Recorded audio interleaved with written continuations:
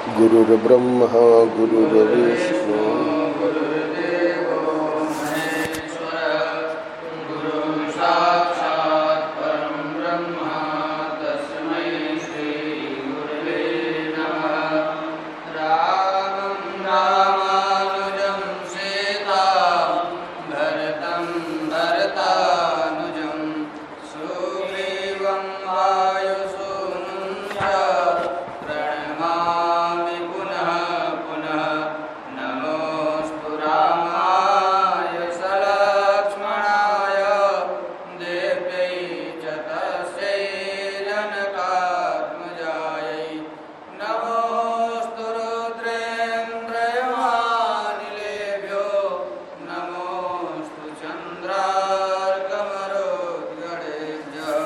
नारायण नारायण नारायण नारायण। श्रीमद् वाल्मीकि रामायण युद्ध कांड का प्रसंग चल रहा है। कल हम लोगों ने 46वें अध्याय में श्रवण किया। मेघनाद ने माया के द्वारा अदृश्य होकर और न सिर्फ राम लक्ष्मण को नागपाश में बांधा, पर साथ ही साथ उसके बाद भी बाण पे बाण चलाता रहा और भगवान और लक्ष्मण मूर्छित हो गए। भगवान राम मूर्छित होने के पहले 10 अपने यूथपतियों का नाम लेके कहे कि आप लोग पता लगाओ कि अंगद है कहाँ से ये बाणों की वर्षा कर रहा है। ये लोग पता लगाने गए, पर ये जो है बड़ी बुरी तरह से बाणों को चलाता रहा दोनों पे।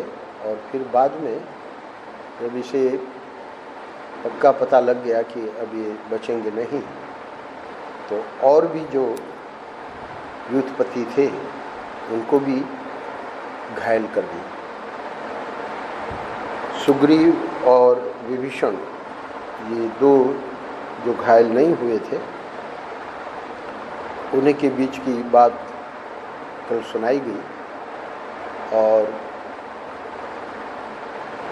सुग्रीव ने आश्वासन दिया कि सब लोग विलाप कर रहे हैं, इधर बड़ा हर्ष मनाया जा रहा है रावण के खेमे में। तो अब आगे वर्णन आता है। कल हमने ये 47वां अध्याय प्रारंभ भी किया था।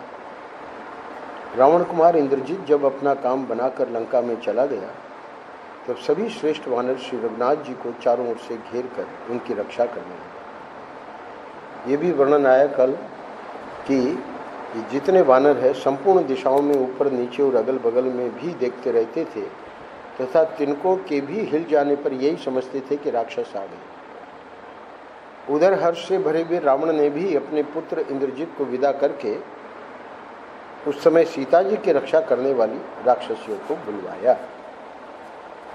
अब आगे की घटना जो है उसका वर्णन करते हैं वाल्मीकि जी। आज्ञा पाते ही त्रिजटा तथा अन्य राक्षसियां उसके पास आईं। तब हर्ष में भरे हुए राक्षस राज ने उन राक्षसियों से कहा, तुम लोग विदेह कुमारी सीता से जाकर कहो कि इंद्रजीत ने राम और लक्ष्मण को मार डाला। फिर पुष्पक विमान पर सीता को चढ़ाकर रणभूमि में ले जाओ और उन मारे गए दोनों बंधुओं को उसे दिखा दो, जिसके आश्रय से गर्व में भरकर यह यानी सीता मेरे पास नहीं आती थी, वह इसका पति अपने भाई के साथ युद्ध के मुहाने पर मारा गया। अब मिथिलेश कुमारी सीता को उसकी अपेक्षा नहीं रहेगी। जब दो मरी गए श्री राम,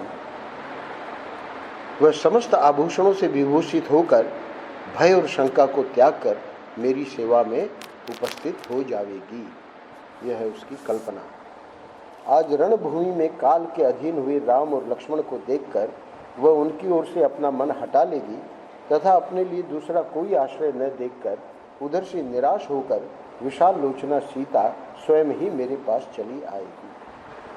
इतना मोहित था ये सीता के प्रति। दुरात्मा रावण की वह बात सुनकर वे सब राक्षसियां बहुत अच्छा कह कर उस स्थान पर गईं जहां पुष्पक विमान था। रावण की आज्ञा से उस पुष्पक विमान को वे राक्षसियां अशोक वाटिका में बैठी हुई मिथिलेश कुमारी के पास ले आईं। उन राक्षसियों ने पति के शोक से व्याकुल हुई सीता को तत्काल पुष्पक विमान पर चढ़ाया।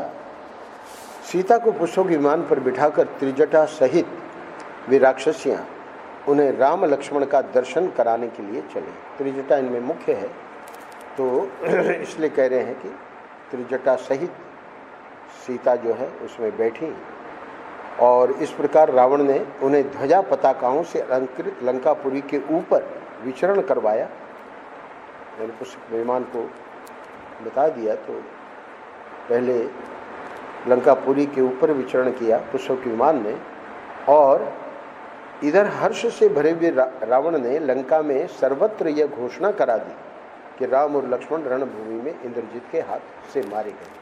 तो इस घोषणा का क्या परिणाम हुआ कि अब ये मानो सीता स्वयं देख ले जो घोषणा करवाई गई है वो सत्य है कि नहीं। त्रिजटा के साथ उस विमान द्वारा वहां जाकर सीता ने रणभूमि में जो वानरों की सेनाएं मारी गई थी उन सबको देखा। प्रथम दिन के युद्ध में और रात के युद्ध में विस्तार में वर्णन किया है वाल्मीकि जी ने कि लहू की नदियां बह गई थी, तो बहुत से राक्षस, बहुत से वानर मारे गए थे। ये सब वो देख रही है पुष्पक विमान से। उन्होंने मांस भक्षी राक्षसों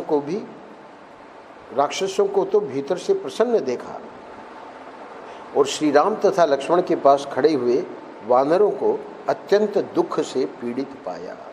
वो स्वयं अपनी आंखों से देख रही है कि युद्ध में क्या हुआ है। तो राक्षस लोग स्वाभाविक है कि वे हर्ष मना रहे हैं, और इधर ये राम लक्ष्मण जो हैं वो मूर्छित पड़े हुए हैं, और वानर जो हैं दुख से उनको घेरे हुए हैं। तदनंतर सीता ने बाण शैया पर सोए हुए दोनों भाई श्री राम और लक्ष्मण को भी देखा, जो बाणों से पीड़ित हो संज्ञा शून्य होकर पड़े थे। उन दोनों वीरों के कवच टूट गए थे, धनुष बाण अलग पड़े थे, बाणों से सारे अंग छिद गए थे, और वे बाण समूहों के बने हुए पुतलों की भांति पृथ्वी पर पड़े थे। जो प्रमुख वीर और समस्त पुरुषों में उत्तम थे वे दोनों भाई कमल नयन राम और लक्ष्मण। उपमा देते हैं, पुराणों में एक प्रसंग आया है, अग्निपुत्र कुमार, क्या नाम है उनके, शाख और विशाख, उनकी भांति शर समूह में सो रहे थे। उन दोनों नरश्रेष्ठ वीरों को उस अवस्था में बाणशैया पर पड़ा हुआ देख दुख से पीड़ित हुई सीता करुणाजनक स्वर में जोर जोर से विलाप करने लगी। निर्दोष अंगों वाली श्यामलोचना जनक नंदिनी सीता अपने पति श्री राम और देवर लक्ष्मण को धूल में लौटते देख फूट फूट कर रोने लगी। उनके नेत्रों में आंसू बह रहे थे और हृदय के शोक के आघात से पीड़ित था।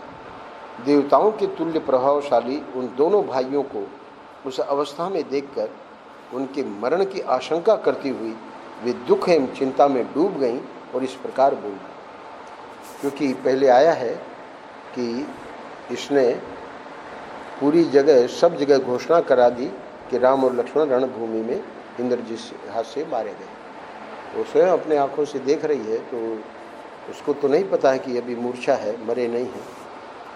अगले अध्याय में वाल्मीकि जी वर्णन कर रहे हैं विलाप का। सामुद्रिक लक्षणों के ज्ञाता विद्वानों ने, क्या कह रही है दूसरे श्लोक में, सामुद्रिक लक्षणों के ज्ञाता विद्वानों ने मुझे पुत्रवती और सधवा बताया था। ध्यान से सुनिएगा। आज श्री राम के मारे जाने से वे सब लक्षण ज्ञानी पुरुष असत्यवादी हो गए। जिन्होंने मुझे यज्ञ परायण तथा विविध सत्रों का संचालन करने वाले राजाधिराज की पत्नी बताया था, आज श्री राम के मारे जाने से वे सभी लक्षण वेदता पुरुष झूठे हो गए। जिन लोगों ने लक्षणों द्वारा मुझे वीर राजाओं की पत्नियों में पूजनीय और पति के द्वारा सम्मानित समझा था, आज श्री राम के न रहने से वे सभी लक्षणज्ञ पुरुष मिथ्यावादी हो गए। ज्योतिष शास्त्र के सिद्धांत को जानने वाले जिन ब्राह्मणों ने मेरे सामने ही मुझे नित्य मंगलमयी कहा था, वे सभी लक्षण वेदता पुरुष आज श्री राम के मारे जाने पर असत्यवादी सिद्ध हो गए। किन लक्षणों के आधार पर ज्योतिष शास्त्र के जानकारों ने बताया था कि आप जो है नित्य मंगलमयी हैं और आदि आदि स्वयं वर्णन कर रही है। जिन लक्षण भूत कमलों के हाथ पैर आदि में होने पर कुलवती स्त्रियां अपने पति राजाधिराज के साथ सम्राज्ञी के पद पर अभिषिक्त होती हैं, वे जो कमल हैं मेरे दोनों पैरों में निश्चित रूप से विद्यमान है, वो स्वयं उसने देखा है। और इसके विपरीत जिन अशुभ लक्षणों के कारण सौभाग्य दुर्लभ होता है और स्त्रियां विधवा हो जाती हैं, मैं बहुत देखने पर भी अपने अंगों में ऐसे लक्षणों को नहीं देख पाती। फिर भी मेरे सारे शुभ लक्षण निष्फल हो गए।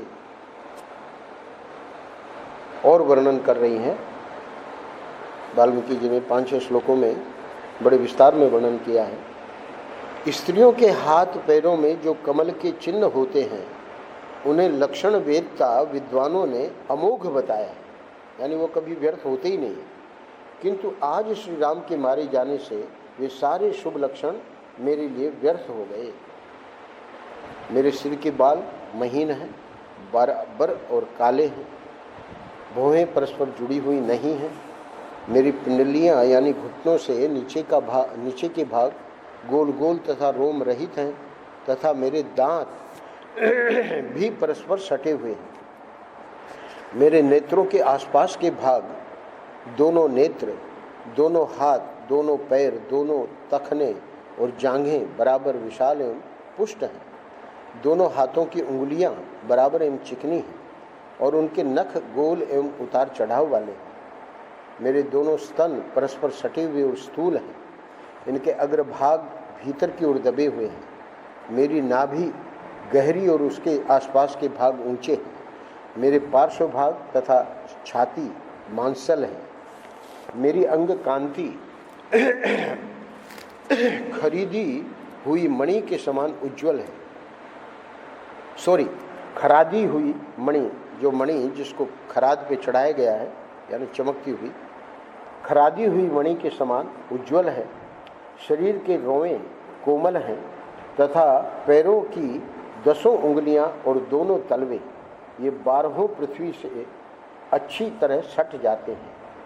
इन सब के कारण लक्षणज्ञों ने, लक्षण के ज्ञाताओं ने मुझे शुभ लक्षणा बताया था। मेरे हाथ पैर लाल एवं उत्तम कांति से युक्त हैं। उनमें जौ की समूची रेखाएं हैं। गेहूं जौ होता है तो जौ का चिन्ह जो है उसका रहना बड़ा शुभ लक्षण बताया है।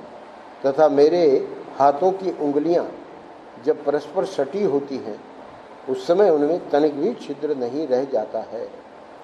कन्या के शुभ लक्षणों को जानने वाले विद्वानों ने मुझे मंद मुस्कान वाली बताया था। ज्योतिष के सिद्धांत को जानने वाले निपुण ब्राह्मणों ने यह बताया था कि मेरा पति के साथ राज्याभिषेक होगा, किंतु आज वे सारी बातें झूठी हो गई। इन दोनों भाइयों ने मेरे लिए जनस्थान को छान डाला तथा मेरा समाचार पाकर अक्षोभ्य समुद्र को पार किया। किंतु हाय, इतना सब कर लेने के बाद थोड़ी सी राक्षस सेना के द्वारा जिसे हराना इनके लिए गोपद को लांघने के समान था, वे दोनों मारे गए। परंतु ये दोनों रघुवंशी बंधु तो वारुण, आग्नेय, इंद्र, वायव्य और ब्रह्मशिर आदि अस्त्रों को भी जानते थे। अब ये विलाप में ये मुख्य बात कह रही है कि ऐसा संभव ही नहीं है कि ये इस प्रकार से मारे जाएं मरने से पहले इन्होंने उन अस्त्रों का प्रयोग क्यों नहीं किया?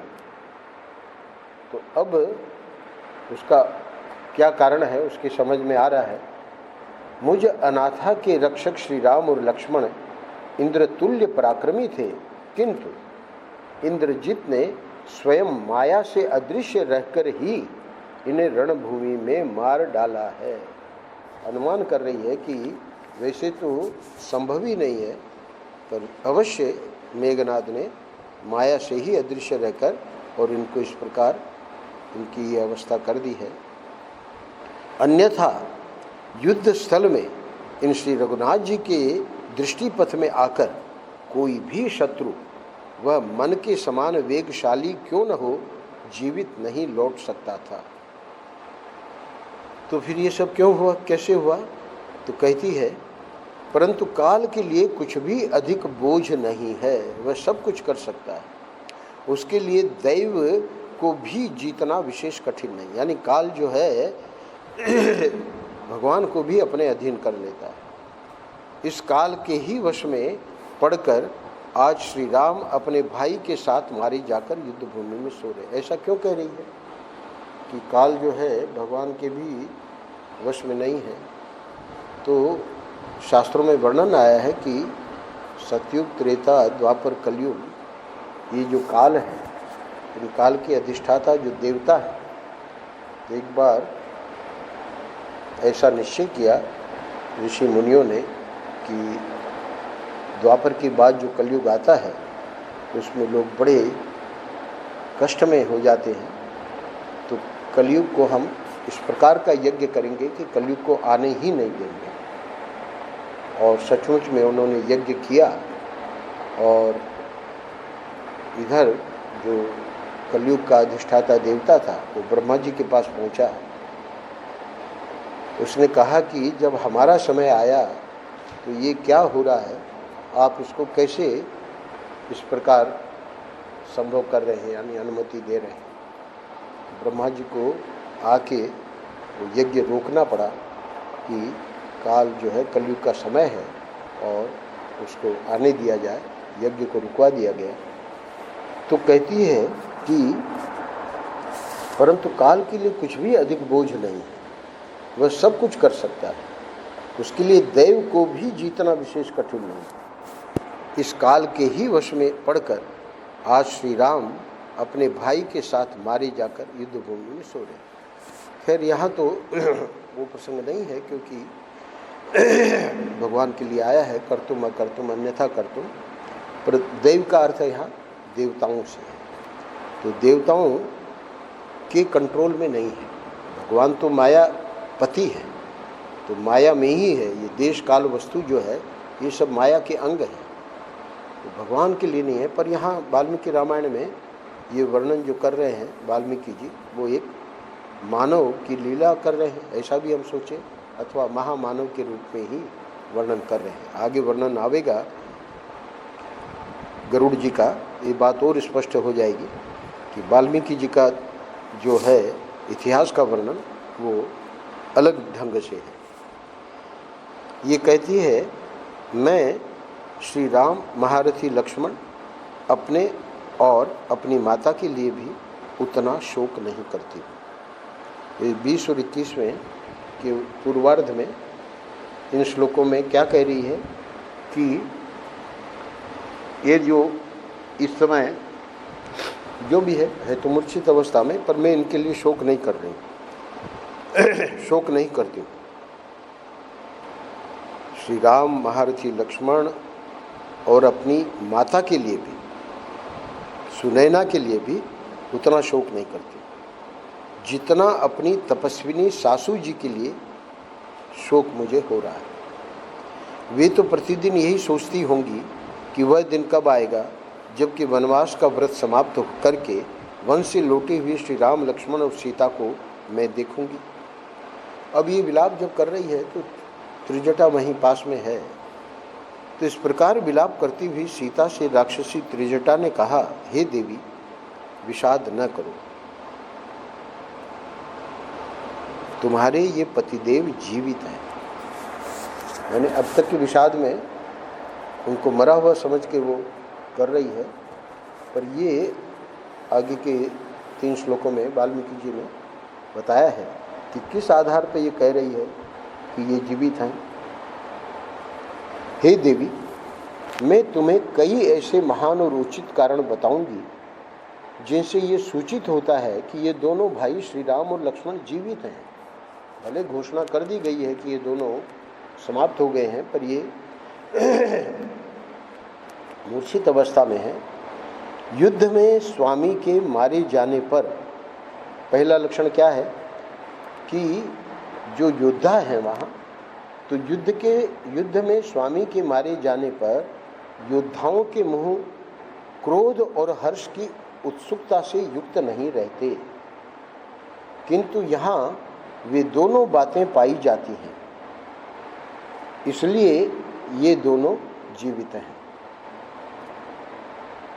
हे विदेह नंदिनी, यह पुष्पक, दूसरा जो कारण बता रही है वो और भी महत्वपूर्ण है, ध्यान से सुनिएगा।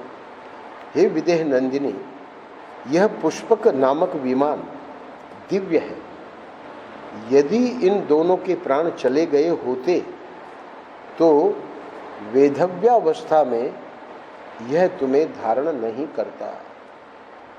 ये पुष्पक विमान में तुम बैठ के आई हो और हम लोग बैठे हुए हैं, जहाँ से हम लोग देख रहे हैं ये सब दृश्य, ये पुष्पक विमान विधवा को धारण नहीं करता।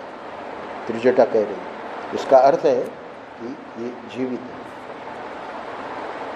इसके सिवाय जब प्रधान वीर मारा जाता है तब उसकी सेना उत्साह और उद्योग से हीन होकर युद्ध स्थल में उसी तरह मारी मारी फिरती है जैसे कर्णधार के नष्ट हो जाने पर नौका जल में ही बहती रहती है।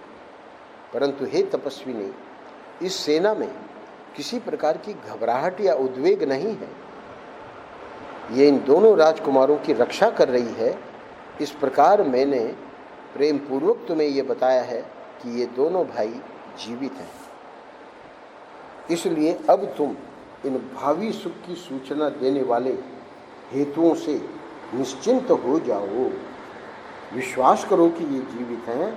तुम इन दोनों रघुवंशी राजकुमारों को इसी रूप में देखो कि ये मारे नहीं गए। यह बात मैं तुमसे स्नेहवश कह रही हूँ।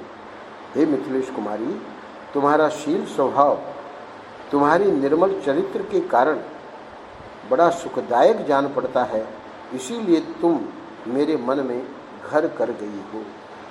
अतएव मैंने तुमसे न तो पहले कभी झूठ कहा है और न आगे ही कभी झूठ कहूँगी। इन दोनों वीरों को रणभूमि में इंद्र सहित संपूर्ण देवता और असुर भी नहीं जीत सकते। वैसा लक्षण देखकर ही मैंने तुमसे ये बातें कही हैं। तो लक्षण जो है, इधर के लक्षण भी ये सूचना दे रहे थे कि ये मर नहीं सकते, क्योंकि जो भी ज्योतिष शास्त्री और तो ये सब भी सिद्ध हो गया जब त्रिजटा ने ये बात बताई। अब अंतिम 5-6 श्लोकों में इस अध्याय में 48वें अध्याय में कहते हैं त्रिजटा, हे मिथिलेश कुमारी, यह महान आश्चर्य की बात तो देखो। बाणों के लगने से ये अचेत होकर पड़े हैं, तो भी शरीर की सहज जो कांति है इनका त्याग नहीं कर रही है। इस बात को विभीषण जी ने भी कहा था। तो ये जो शरीर की सहज कांति है वो मृत्यु के बाद समाप्त हो जाती है। जिनके प्राण निकल जाते हैं अथवा जिनकी आयु समाप्त हो जाती है, उनके मुखों पर यदि दृष्टिपात किया जाए तो प्रायः वहाँ बड़ी विकृति दिखाई देती है। इन दोनों के मुखों की शोभा ज्यों की त्यों बनी हुई है, इसलिए ये जीवित हैं। हे जनक किशोरी, तुम श्री राम और लक्ष्मण के लिए शोक, दुख और मोह को त्याग दो। ये अब मर नहीं सकते। तो तुमको तो लग रहा है कि मर गए हैं, घोषणा भी हो गई है, अब ये मर नहीं सकते।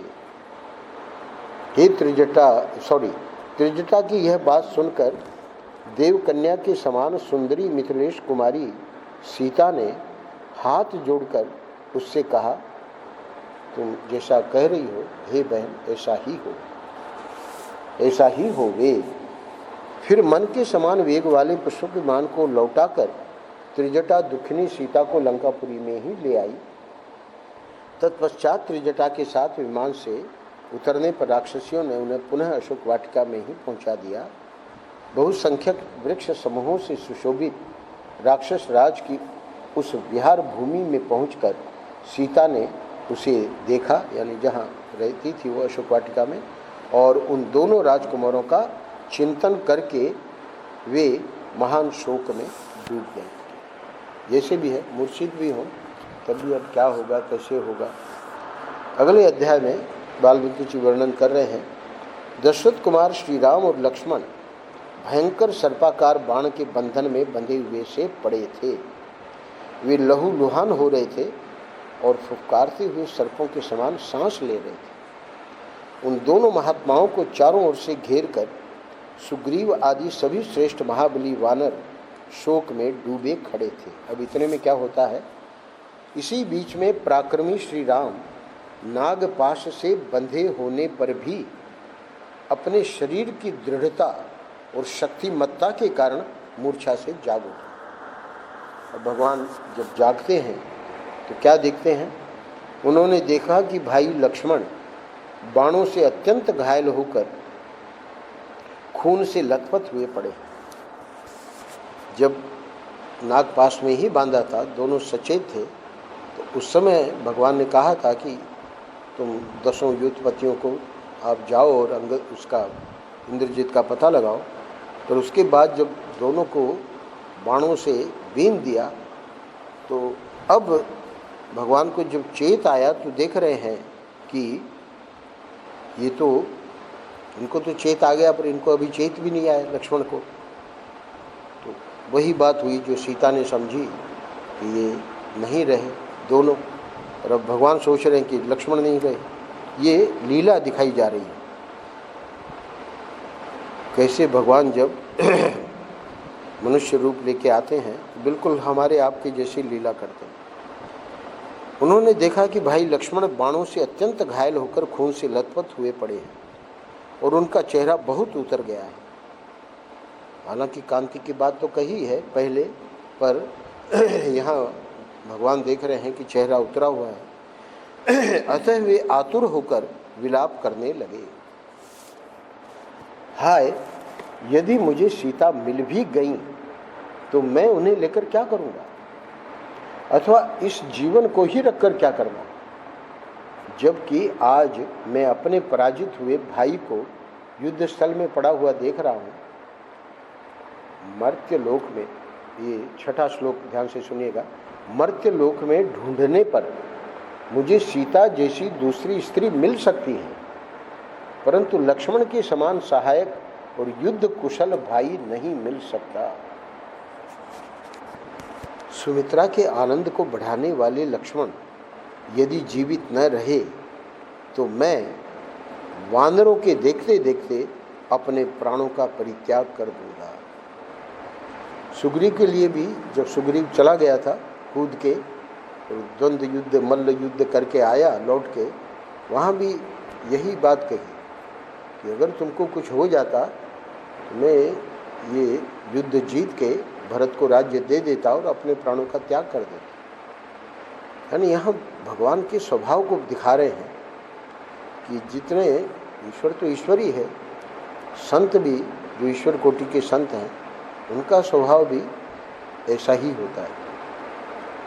कह रहे हैं कि लक्ष्मण यदि जीवित न रहे तो मैं वानरों के देखते देखते अपने प्राणों का परित्याग कर दूंगा। लक्ष्मण के बिना यदि मैं अयोध्या को लौटूं तो माता कौशल्या और कैकेयी को क्या जवाब दूंगा, तथा अपने पुत्र को देखने के लिए उत्सुक हो बछड़े से बिछड़ी गाय के समान कांपती और कुर्री की भांति रोती बिलखती माता सुमित्रा से क्या कहूँगा, उन्हें किस तरह धैर्य बंधाऊंगा। मैं यशस्वी भरत और शत्रुघ्न से किस तरह ये कह सकूँगा कि लक्ष्मण मेरे साथ वन को गए थे, किंतु मैं उन्हें वहीं खोकर उनके बिना ही लौट आया। दोनों माताओं सहित सुमित्रा का उपालंब मैं नहीं सह सकूंगा, अतः यहीं इस देह को त्याग दूंगा। अब मुझ में जीवित रहने का उत्साह नहीं है। मुझ जैसे, अब यहाँ अपने कोई कोस रहे हैं, मुझ जैसे दुष्कर्मी और अनार्य को धिक्कार है, जिसके कारण लक्ष्मण मरे हुए के समान बाणशैया पर सो रहे। हे लक्ष्मण, जब मैं अत्यंत विषाद में डूब जाता था, उस समय तुम ही सदा मुझे आश्वासन देते थे, परंतु आज तुम्हारे प्राण नहीं रहे, इसलिए आज तुम मुझे दुखिया से बात करने में भी असमर्थ हो। हे भैया, जिस रणभूमि में आज तुमने बहुत से राक्षसों को मार गिराया था, उसी में शूरवीर होकर भी तुम बाणों द्वारा मारे जाकर सो रहे हो। इस बाण शैया पर तुम खून से लथपथ होकर पड़े हो और बाणों से व्याप्त होकर अस्ताचल को जाते हुए सूर्य के समान प्रकाशित हो रहे हो। बाणों से तुम्हारा मर्म स्थल विदीर्ण हो गया है, इसलिए तुम यहाँ बात भी नहीं कर सकते। यद्यपि तुम बोल नहीं रहे हो, तथापि तुम्हारे नेत्रों की लाली से तुम्हारी मार्मिक पीड़ा सूचित हो रही है। जिस तरह वन की यात्रा करते समय महातेजस्वी लक्ष्मण मेरे पीछे पीछे चले आए थे, उसी प्रकार मैं भी, क्या कह रहे हैं, मैं भी यमलोक में इनका अनुसरण करूंगा। जैसे ये मेरे पीछे आ गए थे, अब ये अगर यमलोक जा रहे हैं तो मैं भी इनके पीछे चला जाऊंगा, अयोध्या नहीं जाऊंगा। जो मेरे प्रिय बंधुजन थे और सदा मुझ में अनुराग एवं भक्तिभाव रखते थे, वे ही लक्ष्मण आज मुझ अनार्य की दुर्नीतियों के कारण इस अवस्था को पहुंच गए। मुझे ऐसा कोई प्रसंग याद नहीं आता जबकि वीर लक्ष्मण ने अत्यंत कुपित होने पर भी मुझे कभी कोई कठोर या अप्रिय बात सुनाई। लक्ष्मण की शूरवीरता बता रहे हैं। लक्ष्मण एक ही वेग से 500 बाणों की वर्षा करते थे, इसलिए धनुर्विद्या में कार्तवीर्य अर्जुन से भी ये बढ़कर थे, जो अपने अस्त्रों द्वारा महात्मा इंद्र के भी अस्त्रों को काट सकते थे। वे ही बहुमूल्य शैया पर सोने योग्य लक्ष्मण आज स्वयं मारे जाकर पृथ्वी पर सो रहे हैं।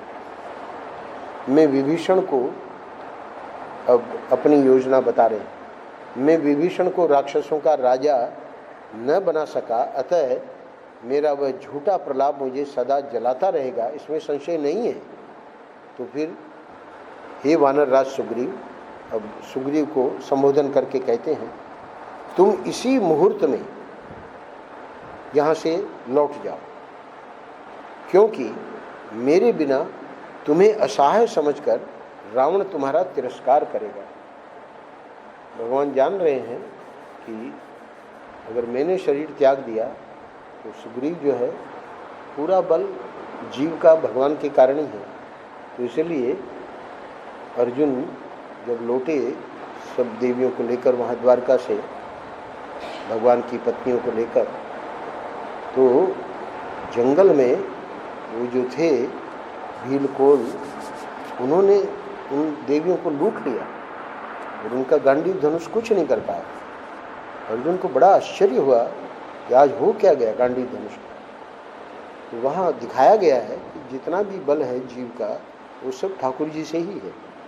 तो इसलिए सुग्रीव को कह रहे हैं कि तुम इसी मुहूर्त में यहाँ से लौट जाओ, क्योंकि मेरे बिना तुम्हें असहाय समझकर रावण तुम्हारा तिरस्कार करेगा।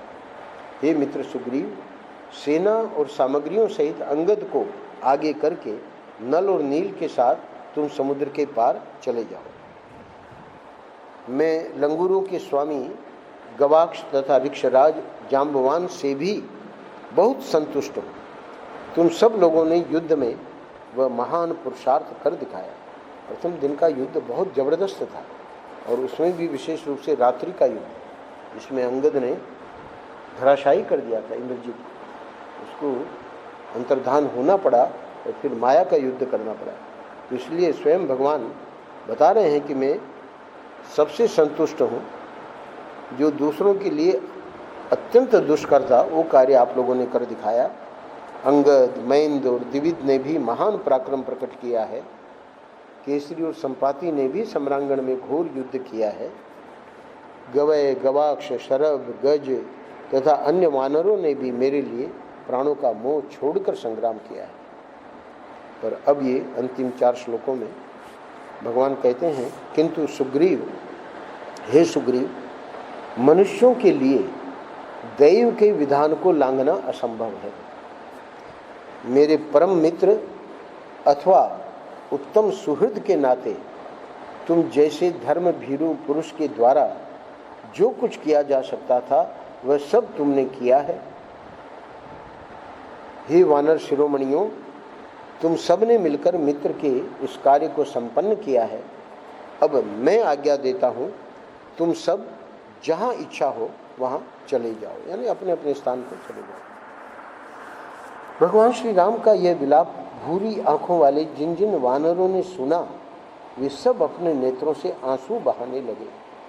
तदनंतर समस्त सेनाओं को स्थिरतापूर्वक स्थापित करके विभीषण, अब वो वहाँ नहीं थे क्योंकि सेना में काफ़ी कुछ दुख व्याप्त हो गया था, तो ये आश्वासन देने के लिए सबको कि मूर्छित हुए हैं, अचेत हैं, कोई किसी प्रकार घबरा में नहीं, तो अब पूरा कार्य करके लौट रहे हैं।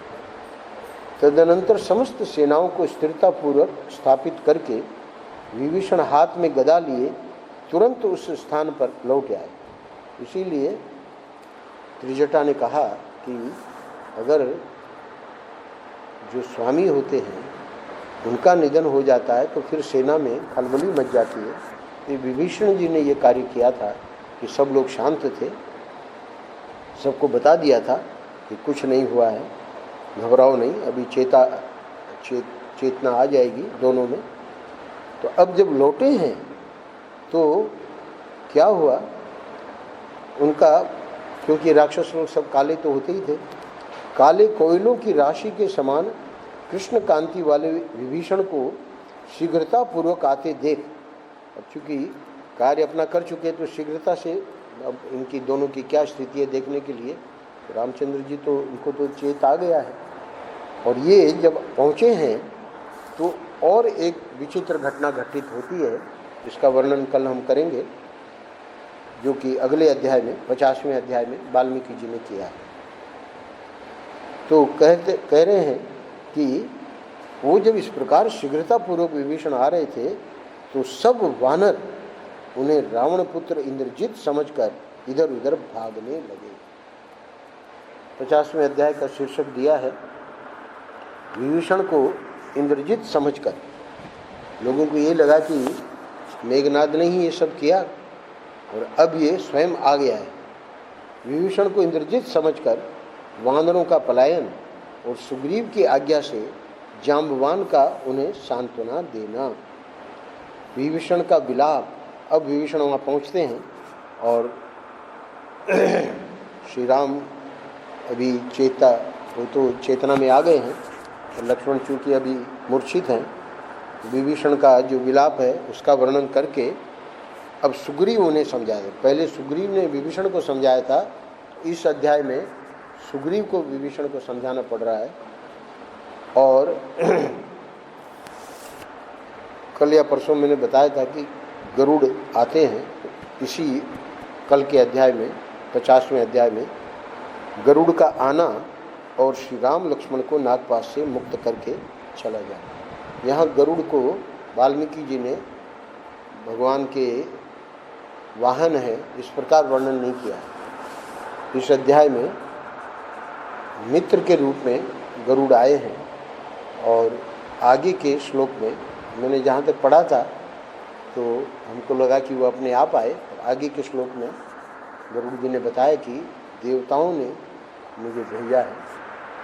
तो देवताओं के कहने से देवताओं को पता लग गया कि इस प्रकार नागपाश में बंधे हैं भगवान राम और लक्ष्मण। तो ये 50वां अध्याय बहुत ही अद्भुत है। और उसके बाद के प्रसंग में अब जब दोनों एकदम स्वस्थ और इतना ही नहीं, पहले से ज़्यादा बलवान तो बलवान क्या, इनका तो असीम बल है ठाकुर जी का और लक्ष्मण का। ये तो शेष हैं, लक्ष्मण जी शेषावतार हैं। तो श्री राम के बंधन मुक्त होने का पता पाकर चिंतित हुए रावण का 51वें अध्याय में धूम्राक्ष को युद्ध के लिए भेजना और सेना सहित धूम्राक्ष का नगर से बाहर आना। अब ये युद्ध कांड जो है चलेगा आगे, पर ये 51वें अध्याय तक काफ़ी रोमांचक वर्णन किया है वाल्मीकि जी ने। नारायण नारायण नारायण नारायण। श्री राम।